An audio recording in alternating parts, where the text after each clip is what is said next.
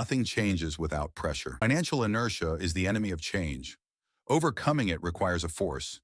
That force could be motivation, an internal jolt like a financial goal, a health scare, or the anger of a lost paycheck, or an external shock, job loss, financial advisor's alarm, market crash.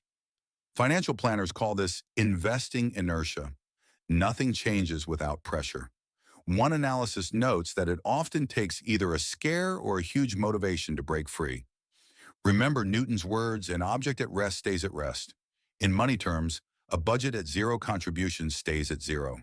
But one small force, like setting aside just $10 a week, is enough to get your financial plans rolling. Once you get the ball moving, it tends to keep moving. That's the promise of the first law. Action begets momentum. Even tiny, consistent forces can transform stagnation into progress. Take Oprah Winfrey. She grew up in poverty and trauma, but when an opportunity pushed her, journalism school and a mentor, she launched a career that snowballed. The force of education and persistence set her wealth in motion. Contrast that with someone like Sir Isaac Newton himself. He was cautious with money, made profits, then succumbed to FOMO in the South Sea bubble, and lost it all. An external force of greed overcame his restraint. Newton famously said, "I can calculate the motions of the heavenly bodies, but not the madness of men."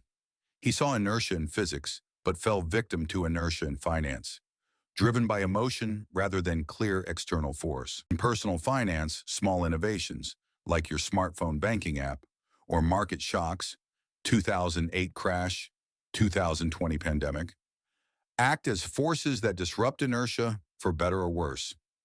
Ultimately, you must be the force for your own wealth. No one will push your financial plan into motion for you. As one advisor put it, a financial plan at rest tends to stay at rest.